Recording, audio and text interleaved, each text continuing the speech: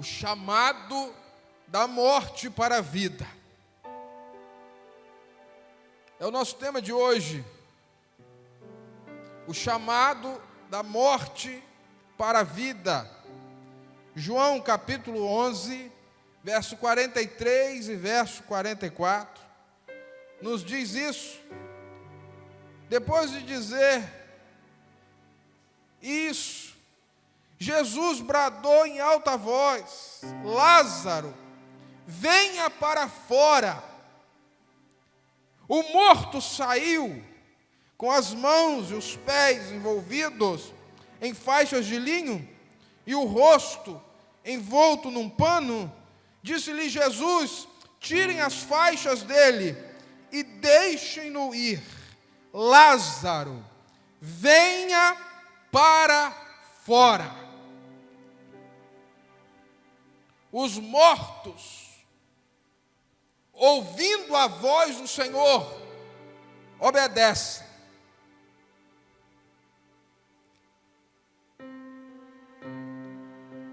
Versículo 1 do capítulo 11 de João nos apresenta Lázaro. Havia um homem chamado Lázaro. Ele era de Betânia, do povoado de Maria e de sua irmã Marta. Chama a sua atenção para Betânia, que era uma aldeia da antiga Judeia, pertinho de Jerusalém, ficava a 3 quilômetros da velha Jerusalém, próxima do Monte das Oliveiras. Se naquela aldeia não morasse Lázaro, Marta e Maria, talvez nós nem nunca ouviríamos falar da existência de Betânia.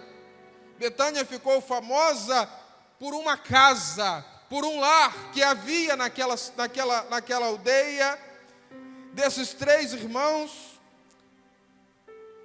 que era um lugar onde Jesus Cristo gostava de se hospedar. O ministério e a vida de Cristo começou na Galileia, mas todo judeu vinha para Jerusalém algumas vezes no ano para as festas. No mínimo 3 vezes no ano um judeu peregrinava para Jerusalém. Jerusalém se transformava num lugar onde muitas pessoas vinham de todas as regiões. Os mais distantes, uma vez, Jesus Cristo visitou a Judéia, a cidade de Jerusalém, várias vezes durante o seu ministério. E ele se hospedava em Betânia, na casa desses irmãos. Alguns estudiosos dizem que o chefe da casa, o esposo de Marta, era Simão, o primeiro leproso que Jesus curou. Marcos nos conta essa história. Jesus encontra Simão, cura Simão, e ele então fica amigo íntimo da família. Esse encontro talvez seja um dos mais famosos dos evangelhos, e talvez seja também o mais dramático. No encontro de Jesus em Betânia, nós aprendemos que fomos chamados da morte para a vida.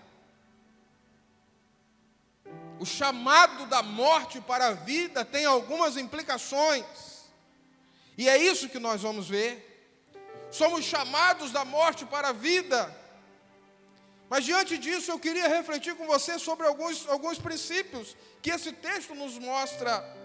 Em primeiro lugar, meus irmãos, o chamado da morte para a vida não quer dizer que deixamos de ser seres humanos. O encontro com Jesus, apesar de nos tirar da morte espiritual para a vida, continua nos fazendo humanos. A parte B de João 11, verso 1, diz assim: e aconteceu que Lázaro ficou doente. Lázaro ficou doente. Amigos de Jesus também ficam doentes. Amigo de Jesus, ou ser amigo de Jesus, não lhe tira a condição de ser humano, não lhe tira a condição de ser um homem e uma mulher de carne e osso. E parece ser esse o primeiro princípio que nos é revelado aqui. Pastor, eu sou um discípulo de Jesus, eu tive um encontro com Jesus, eu era morto e agora estou vivo, mas você continua a ser humano. Você continua gente que adoece, gente que sofre, gente que passa por crise, gente que erra, gente que é sensível, gente que é vulnerável e principalmente gente que precisa de gente. Muitas vezes, me desculpe a expressão, mas Deus esfrega essa realidade na nossa cara, quando nós achamos que nós somos super-humanos. O calo apertou na casa dos amigos de Jesus. A doença chegou na casa dos amigos de Jesus, porque ser amigo de Jesus não nos isenta de passar por tempos difíceis. Mas aqui está um princípio maravilhoso: quando amigos de Jesus passam por crises, podem recorrer a Ele e Ele vai atender onde estiver.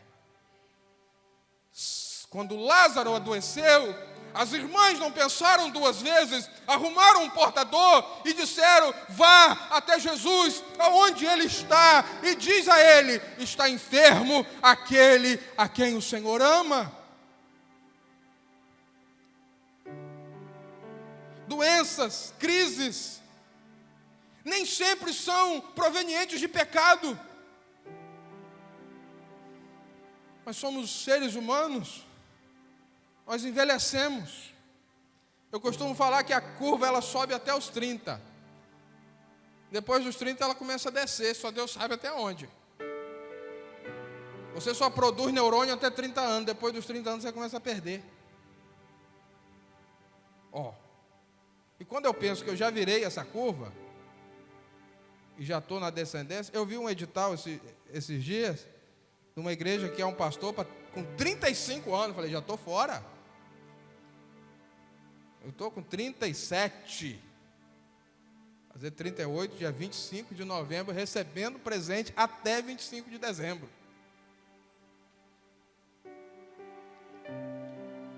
Nós envelhecemos, nós adoecemos, nós cuidamos mal da nossa saúde, dormimos mal, comemos mal, não tratamos as nossas emoções, e depois dizemos: tudo posso naquele que me fortalece. Fatalidade, consequência de pecado do outro. Nós estamos expostos à realidade da vida. O versículo 2 nos fala sobre Maria. Maria, sua irmã, era a mesma que derramara o perfume sobre o Senhor e lhe enxugara os pés com os cabelos. Como é que uma mulher, ela é conhecida pelo gesto de generosidade que ela teve com Cristo? O que nós fazemos no presente será o nosso cartão de visita do futuro. Faça o bem. Faça o bem. Abençoe. Seja generoso. Lá na frente, a recompensa vai chegar. Faça o bem apesar da crise. Seja generoso apesar da dificuldade. Essa pandemia esfregou a realidade na nossa cara. Nós somos seres humanos. Nós temos limitações. A crise, a dor. Mais de 40 mil mortos nesse país. Onde é que nós vamos chegar? Mas eu quero que você continue fazendo o bem. Continue firme. Segundo princípio, o texto de João 11, o encontro de João 11, nos mostra que faz bem e que nós podemos manifestar os nossos sentimentos. Podemos manifestar nossos sentimentos. Versículo 3. Então as irmãs de Lázaro mandaram dizer a Jesus: Senhor, aquele a quem amas está doente.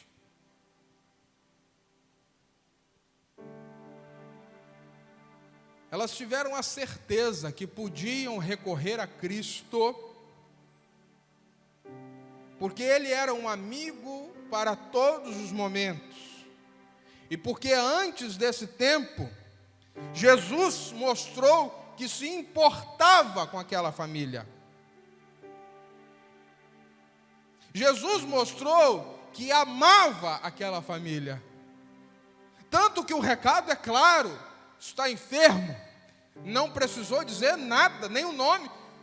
Está enfermo aquele a quem o Senhor ama. O amor de Jesus por Lázaro era conhecido de todos. A amizade de Jesus por Lázaro era conhecida de todos. Por quê? Por quê? Porque Jesus, em ocasiões anteriores, demonstrou o amor que ele tinha por Lázaro e pelas suas irmãs. Se ele não tivesse demonstrado amor, elas não teriam essa certeza toda. Elas só tiveram essa certeza porque antes, no relacionamento, Jesus deixou muito claro o seu amor por aquelas pessoas. Jesus ama e Jesus mostra que ama. Tem muita gente que ama, mas não diz que ama. Tem muita gente que ama, mas não demonstra que ama. Do que adianta esse amor? Tem muita gente que ama, mas não fala que ama. Tem muita gente que ama, mas não cuida de quem ama. Tem muita gente que ama, mas não está nem aí para quem ama. Tem muita gente que ama, mas não demonstra que ama. Quem ama não pode esconder os seus sentimentos.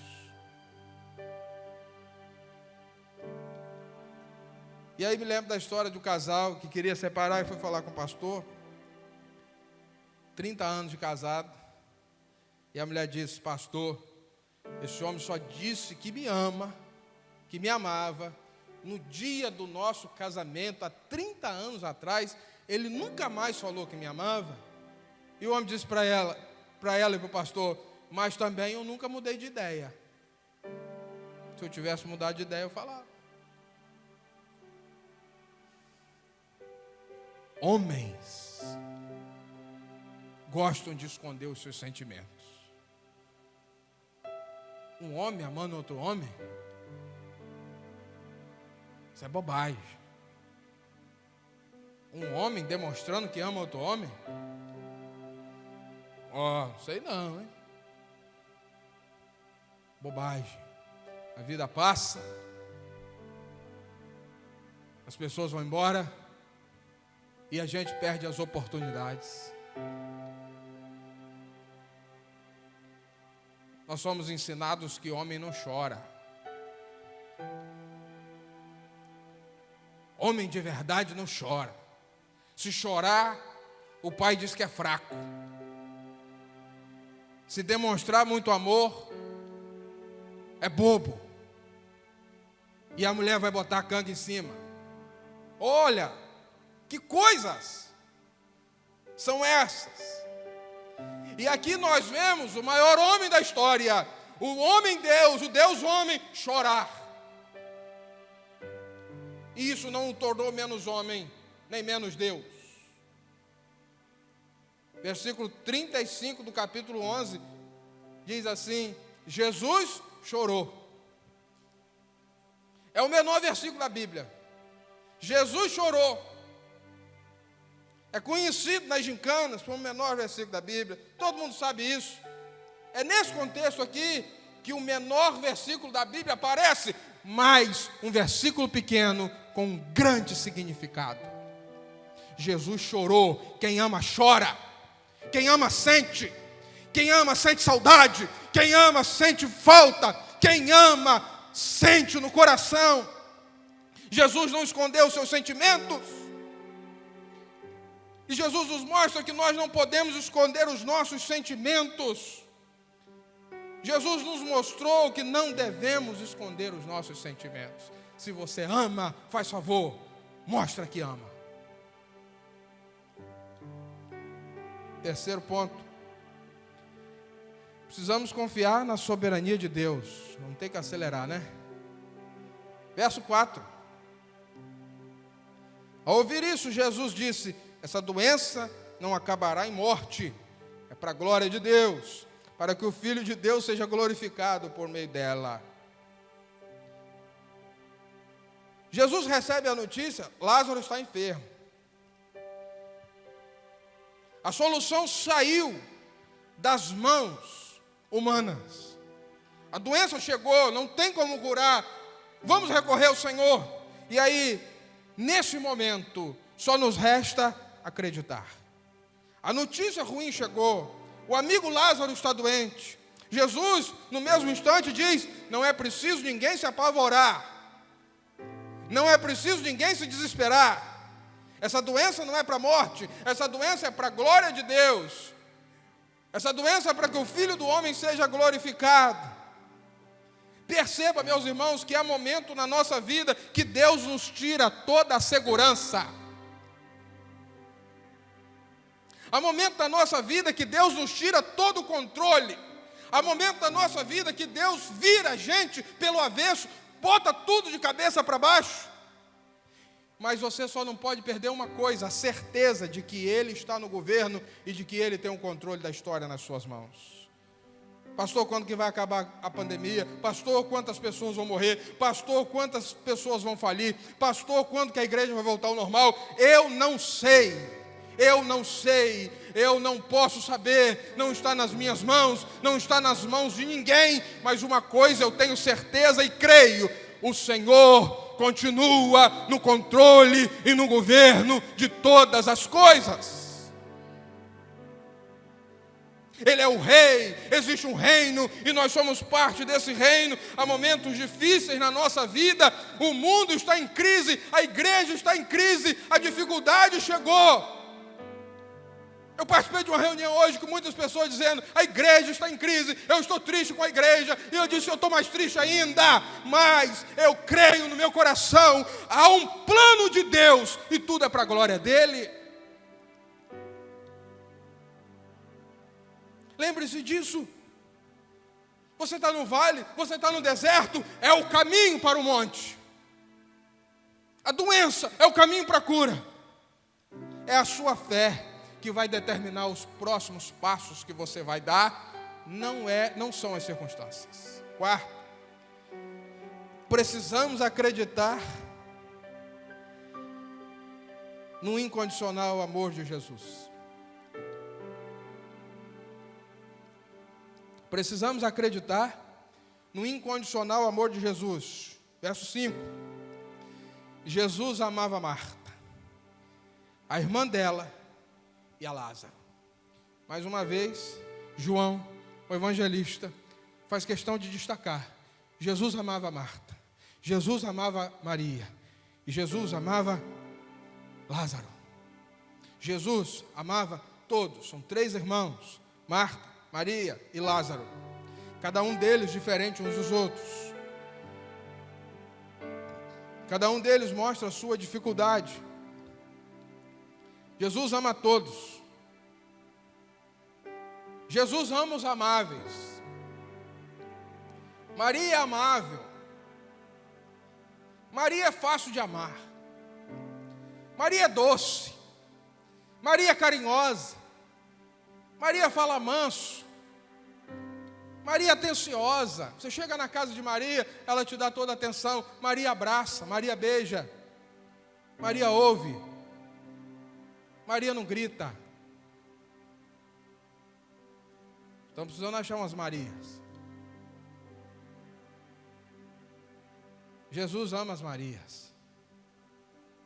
Mas Jesus também ama as Martas. Marta é agitada. Marta é ocupada. Marta é pensadora. Marta é movida pelas tarefas. Marta não fica parada nunca. Marta é afoita. Marta é seca de agrado. Marta é pragmática. Marta quer resolver as coisas. Marta é perfeccionista. Deus me livre dos perfeccionistas. Ainda bem que eu não conheço nenhum deles. Marta cobra demais. Cobra dela mesma. Cobra do outro. Mas Deus ama as Martas. Deus ama as Marias.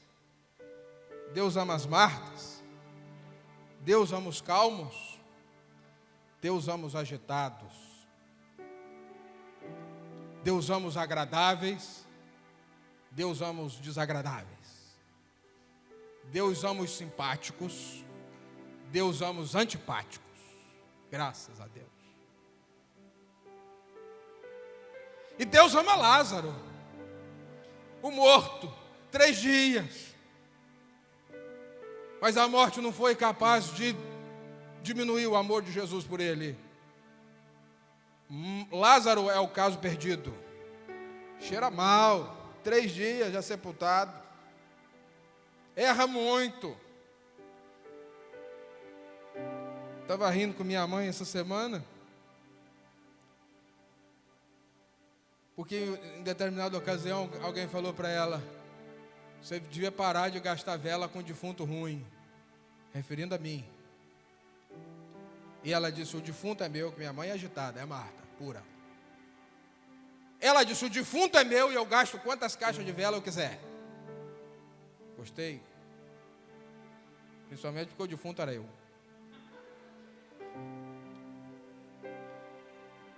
Jesus ama até os casos perdidos. E a igreja é chamada para amar também essas pessoas.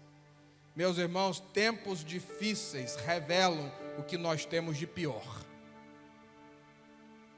É por isso que a gente está vivendo o que está vivendo. Porque o tempo é difícil e a gente mostra o que a gente tem de pior. Mas o amor de Deus é incondicional. O amor de Deus é independente de nós. O amor de Deus é mais forte do que a morte. É esse amor que Ele derrama sobre as nossas vidas, e é esse amor que Ele nos capacita a amar as pessoas do mesmo modo. Se Ele amou Marta, se Ele amou Maria, se Ele amou Lázaro, eu preciso amar as minhas Martas, preciso amar as minhas Marias e preciso amar os meus Lázaros. A igreja precisa amar e ajudar as pessoas a melhorar. Jesus sabia de todos os defeitos desses 3 irmãos, mas ele não deixava de frequentar a casa dos imperfeitos. Se fosse por perfeição, ele não entrava na vida de ninguém, nem na casa de ninguém.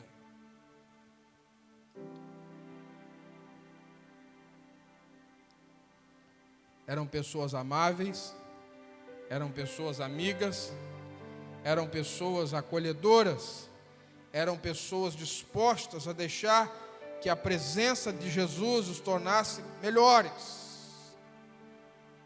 Meu irmão, nós precisamos de amigos, nós precisamos de Betânias na nossa vida. Nós precisamos de lugares de refúgio. Nós precisamos de pessoas que nos acolhem e nos ajudam a ser pessoas melhores. Quinto, precisamos ter sensibilidade para mudar a agenda. Verso 6, no entanto, quando ouviu falar que Lázaro estava doente, ficou mais 2 dias aonde estava. Onde é que Jesus estava? Eu não sei. Provavelmente na Galileia. Os planos de Jesus eram voltar para a Judéia? Não. Mas quando ele recebe a notícia de que Lázaro está doente, ele diz aos seus discípulos: nós vamos ficar aqui mais 2 dias, mas nós precisamos mudar a nossa agenda. Nós precisamos voltar para a Judéia, porque o nosso amigo Lázaro está doente. Jesus muda a agenda dele para atender a um amigo com necessidade. O quanto que nós devemos aprender com Jesus. Quantas vezes a agenda pastoral é totalmente mudada, porque no meio do dia aparece uma necessidade. Quantas vezes a gente faz um planejamento, e você tem que mudar tudo, porque alguém adoece, porque alguém morre, porque alguém está em crise, porque alguém precisa de socorro. A vida é ao vivo. E você e eu precisamos ser mais flexíveis. Ter mais jogo de cintura, como dizem as pessoas. Nós somos barro, nós não somos pedra. Nós estamos na mão do olheiro. Nós temos que estar abertos para as mudanças que Deus quer fazer na nossa vida. Não é errado voltar atrás quando você percebe que errou. Eu conheci um homem que dizia assim: a minha palavra nunca vai ao chão. Se eu disser uma coisa, eu vou manter essa coisa até o final. Se eu disser uma coisa, você me provar que eu estou errado, eu quero mudar. Eu quero voltar atrás. Eu preciso voltar atrás. Eu preciso mudar. Mas eu já combinei, descombina. Avisa, o errado é não avisar. Pega o telefone e diz: não posso ir, porque apareceu um problema aqui, eu tenho que resolver. E os discípulos tentaram alertar ele: Senhor, voltar para a Judéia é suicídio. Os judeus querem te matar. Nós já saímos da Judéia, acabamos de sair da Judéia, debaixo de perseguição. Há uma promessa dos sacerdotes, do sumo sacerdote: eles vão te matar, é perigoso. É melhor ficar aqui, é mais seguro ficar aqui. Mas Jesus diz: o nosso amigo está precisando de nós. Não anda na sua agenda, anda na agenda de Deus. Eu costumo brincar com as pessoas que são mais próximas, porque muita gente quer fazer a minha agenda. Eu digo assim: ninguém faz minha agenda. Quem faz minha agenda sou eu. Pastor, o senhor tem que? Pastor, o senhor vai? Calma. Mas eu estou descobrindo: quem faz minha agenda não sou eu. Quem faz minha agenda é Deus. Sexto, continuar andando sempre na luz. Versos 7 a 9. Depois de seus discípulos, vamos voltar para a Judéia. Estes disseram: mestre, pouco tempo os judeus tentaram apedrejar-te, e assim mesmo vai voltar para lá? Jesus respondeu: o dia não tem 12 horas? Quem anda de dia não tropeça, pois vê a luz desse mundo. É a agenda de Deus ou a agenda do mundo? Quem anda fora da agenda de Deus pode cair, tropeça e cai. Verso 10, do versículo 11, do capítulo 11 diz: quando anda de noite tropeça, pois nele não há luz. Você já levantou dentro de casa com preguiça de acender a luz e foi andando no escuro? E esqueceu que alguém tinha mudado o móvel de lugar? Ou que uma criança tinha deixado um brinquedo? Ou que a porta não estava aberta? E já se machucou? Já quebrou alguma coisa? Já acordou de madrugada para saltar a geladeira? Tem uma turma aí. E vai pé por pé, não acende a luz e quase que derruba a casa inteira. Quem anda na luz não tropeça, sabe o caminho, pode crescer, enfrenta bem o desafio, cuida de si mesmo. Jesus disse: vamos andar na agenda de Deus. Judéia é perigoso, mas é lá que Deus quer a gente. Perigoso é estar no lugar onde Deus não quer que você esteja. 7, precisamos ir em direção à dor das pessoas. Verso 11 a 15, depois de dizer isso, prosseguiu dizendo-lhes: nosso amigo Lázaro adormeceu, mas eu vou até lá para acordá-lo. Seus discípulos responderam: Senhor, se ele dorme, vai melhorar. Jesus tinha falado da morte, mas os seus discípulos pensaram que ele estava falando simplesmente do sono. Então lhes disse claramente: Lázaro morreu, e para o bem de vocês estou contente por não ter estado lá, para que vocês creiam. Mas vamos até ele. Aonde está nessa cidade? Aonde está a dor? Aonde está o morto? Jesus vai até lá. É perigoso ir para a Judéia naquela circunstância. Os discípulos relutam, os discípulos argumentam, mas Jesus escolhe ir. Tem gente que só quer estar nos melhores lugares. Estava rindo com a irmã esses dias, que caiu uma pessoa endemoniada na igreja. O pastor: vem cá, irmã, vem cá me ajudar. E ela diz assim: meu pastor para um churrasco não me chama. Aí quando tem um endemoniado, ele logo lembra de mim. A gente não gosta de estar em lugar difícil. Vou falar baixinho aqui. A gente não gosta de estar perto de pessoas difíceis. A gente gosta das pessoas bem resolvidas. Que fulano, complicado? Deixa aí.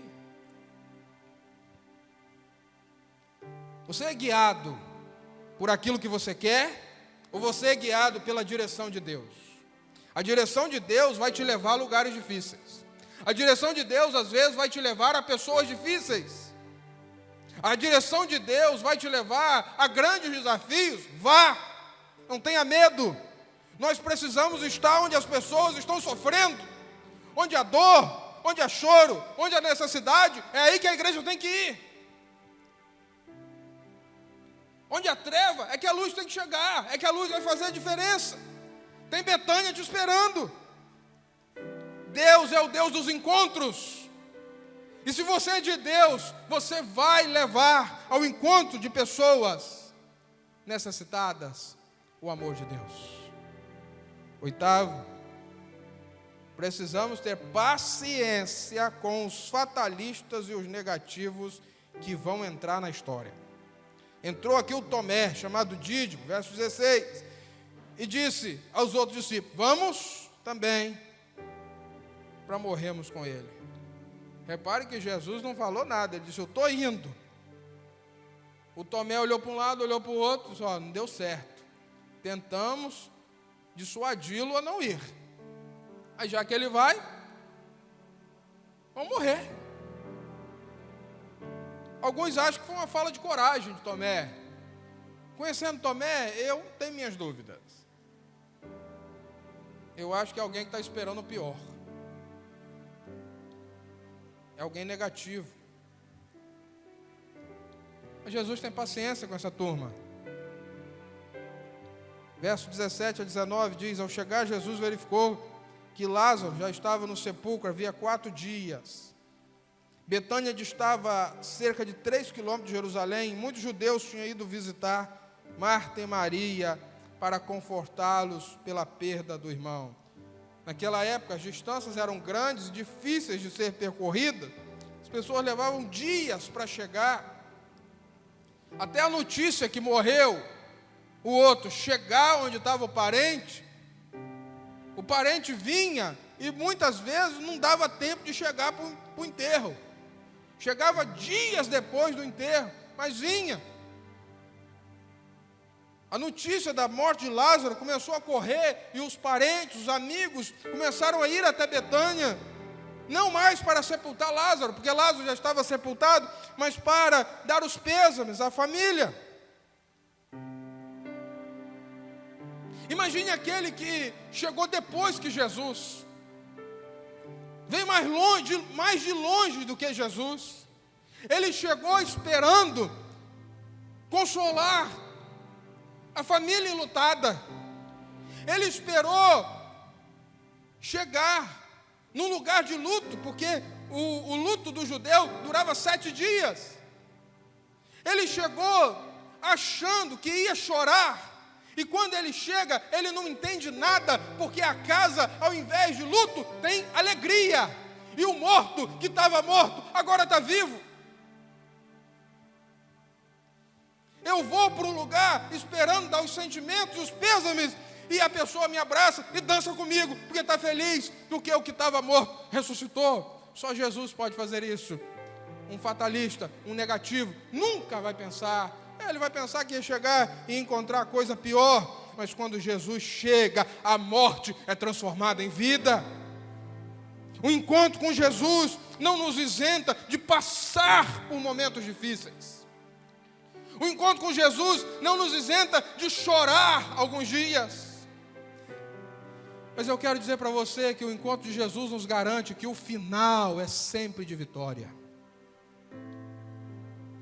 Persevere, mesmo diante das más notícias, porque a hora das boas notícias vão chegar.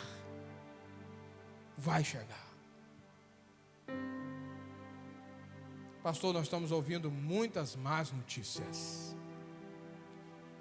Nós estamos ouvindo muitas coisas difíceis. Persevere, meu irmão. Vai chegar a hora da gente celebrar, porque Deus está trabalhando na história. Onde a presença de Jesus está, a morte se transforma em vida, o velório se transforma em festa.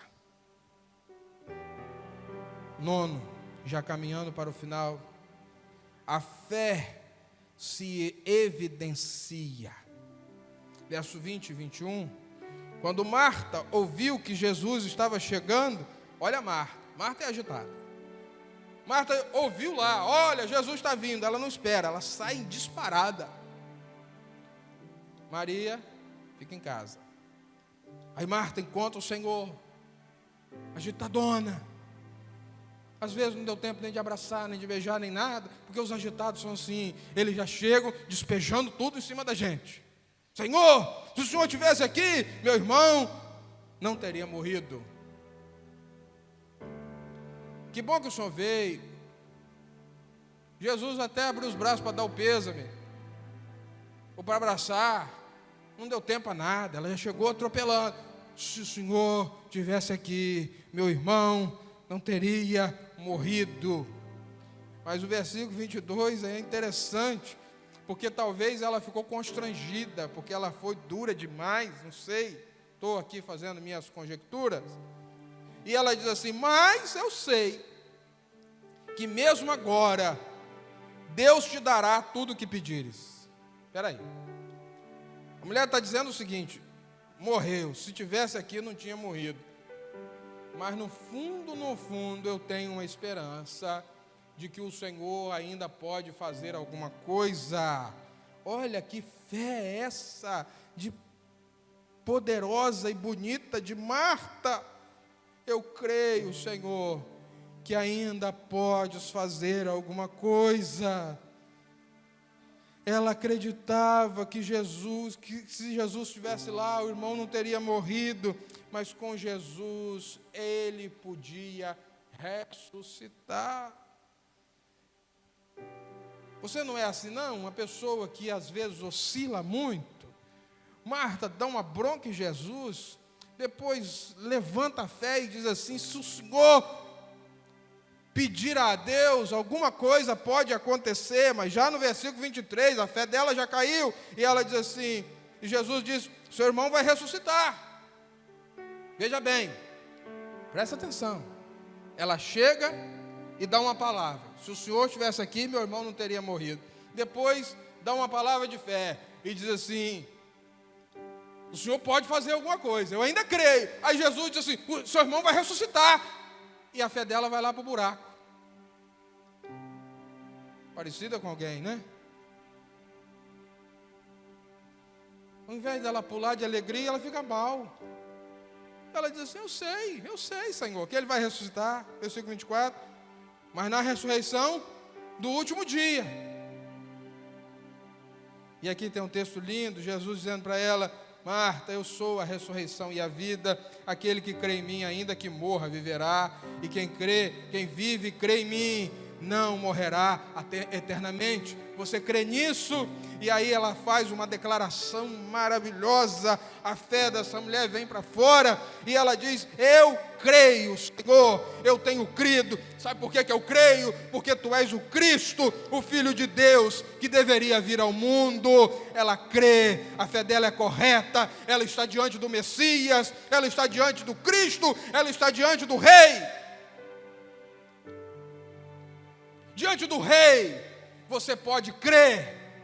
Diante do Rei, você pode ter fé. Diante do Rei, você pode acreditar no milagre. Diante do Rei, você não está diante de qualquer um. Você não está se encontrando com qualquer um. Você está diante do Filho de Deus.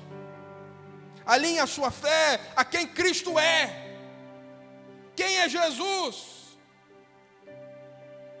Ele é o Senhor, Ele é o Salvador, Ele é o Alfa, Ele é o Ômega, Ele é o centro de todas as coisas, Ele é o ressurreto, Ele é o Cristo, Ele é o Messias, Ele é o Filho de Deus.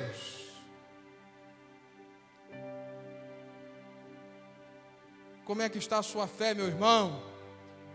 Você crê em Cristo, mas crê descrendo. Nós falamos muito sobre Jesus sacerdote, aquele que morreu na cruz, aquele que foi o sacerdote e o sacrifício. Nós falamos muito sobre o Cristo profeta, aquele que é a palavra de Deus encarnada, mas não esqueça do terceiro ofício, Ele é Rei. Ele é Rei, e Ele diz: toda a autoridade me foi dada no céu e na terra.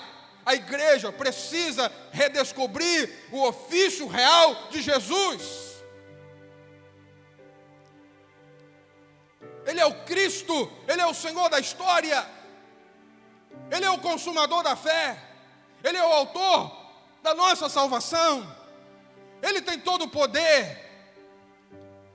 É esse Jesus que nós queremos encontrar nesses 40 dias. Não é um Cristo morto, não é um Cristo que está na manjedoura, não é um Cristo que está crucificado, pelo contrário, é o Jesus glorificado.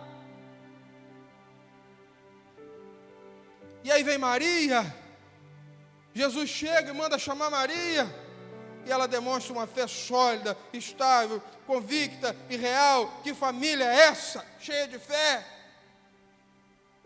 Não é à toa que eram grandes amigos de Jesus, não é à toa que Jesus ficava de 3 a 4 vezes no ano hospedado na casa dessa família.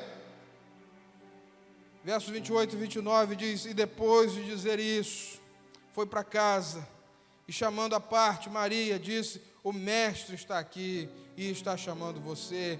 Ao ouvir isso, Maria levantou-se depressa, foi ao encontro dele.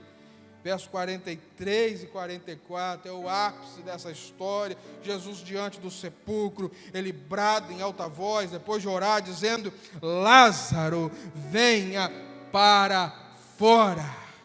É o chamado na morte para a vida. E a Bíblia diz que o morto saiu.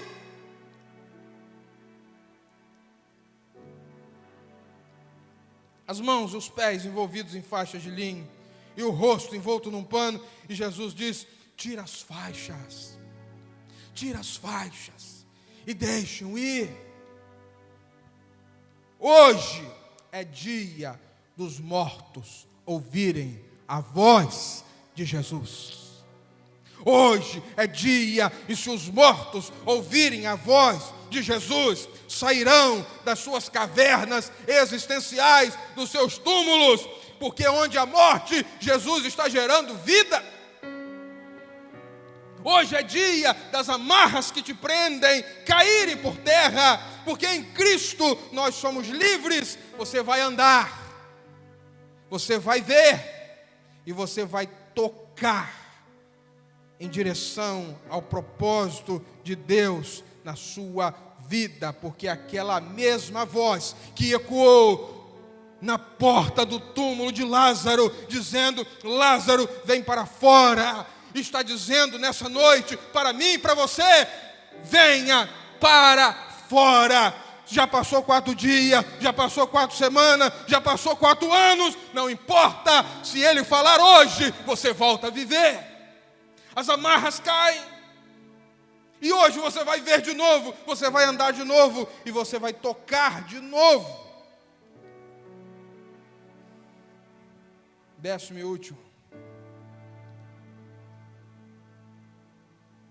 É preciso tomar decisões sábias. Verso 45, 46. Muitos judeus que tinham vindo visitar Maria, vendo o que Jesus fazia, creram nele. Mas alguns foram contar aos fariseus o que Jesus tinha feito. Alguns creram e celebraram. Outros desceram para fazer fofoca, para botar lenha na fogueira. Quem é você, meu irmão? Qual é a decisão que você vai tomar diante daquilo que Deus está fazendo? Quem é você no meio dessa igreja? É aquele que celebra? É aquele que crê? Ou é aquele que desce para ser o portador das más notícias? A escolha é sua, a escolha é minha. Me perdoe, irmãos, mas as más notícias às vezes são mais gostadas do que as boas notícias. As más notícias podem ver que já chegaram aí na sua casa. As boas demoram para chegar. Precisamos ou não precisamos mudar a nossa postura? Eu queria ver os crentes com a mesma paixão de anunciar a salvação, com o mesmo entusiasmo de anunciar as boas novas, do que tem de anunciar que alguém caiu, que alguém está mal, que alguém brigou.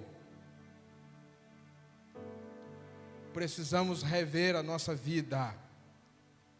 E eu termino lendo o versículo 49, 50 e 50. As notícias ruins chegaram lá nos fariseus. O Caifás, que naquele ano era o sumo sacerdote, tomou a palavra e disse: nada sabeis. Não percebeis que vos é melhor que morra um homem pelo povo e que não pereça toda a nação? Caifás, naquele dia, sem estar consciente do que disse, como sacerdote judaico, se transformou num profeta para as nações. Um homem vai morrer para que a nação seja salva. Ele estava certo. Uma morte para salvar não somente a nação judaica, mas uma morte para salvar e transformar todo aquele que crê de todas as nações. Ele morreu. Foi preciso que morresse para que eu e você tivéssemos vida. E nessa noite, você precisa decidir se você recebe ou não recebe essa morte com fé, para que mediante a isso você também possa ser salvo. Você precisa crer e entender que a morte de Jesus na cruz foi necessária, foi preciso, no nosso lugar, para que nós pudéssemos ter vida. O chamado hoje é da morte para a vida. E eu creio, meu irmão, que nós, como igreja, vamos ser usados para levar essa mensagem para quem está morto. Quem anda com Jesus não apenas recebe o alívio, mas quem anda com Jesus é usado para levar o alívio a outras pessoas. É isso que Deus quer fazer na sua vida. É o encontro que traz vida ao que estava morto. É o encontro de Jesus. É o chamado de Jesus. Abra seu coração. Ele tem uma nova história, uma nova vida. Hoje, a mesma voz que chamou Lázaro da morte para a vida, chama você também. Se você ouvir essa voz, você ganha vida. É isso que Ele está fazendo contigo nessa noite. Feche os seus olhos.